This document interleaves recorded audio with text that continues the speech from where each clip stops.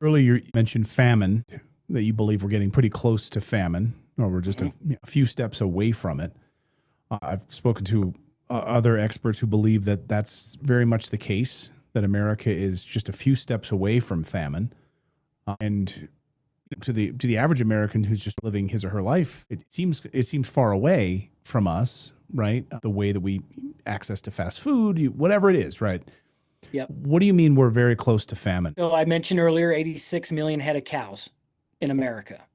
Uh, that's all cows. That's not just beef cows. That's your dairy cows. That's your bulls. That's your things that you don't put in the supply chain. That's your mama cows that are supposed to have more babies for a few more years. That's all of them. That's how many we have in America. If ships stopped coming to the America, like that's a scenario. If supply ships stopped coming in and it takes one beef to feed a family of four for a year, and we have 320 million people in America, 86 million, we're already in a deficit, right? If we have another COVID event or we have 30 slaughterhouses. So the big four that process 85% of the meat we consume, 80% of that meat we consume gets processed in less than 40 slaughterhouses.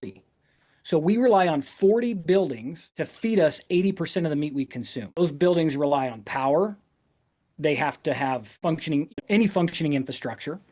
So if you have water issues, if you have power issues, if you have cyber attacks, which happened in 2021, most people don't remember this, but COVID caused the first supply chain disruption. And then in 2021, you went back to the store and all of a sudden you thought things were getting better. And 2021, you went back and they're like, oh, we're limiting how much you can buy today. And you're like, what is going on? I don't know if people don't remember that. That Right. was during 2021. JBS, the largest processor in the country, got hacked by a Russian hacking organization. They locked them out of their process for a week. All their plants were shut down. They had to pay an $11 million ransom to be let back in. So you got Wow. cyber issues. So when we're relying on 80% of our meat to go through 40 buildings, how many people remember during Biden all the planes that happened to find perfect runways on top of processing facilities?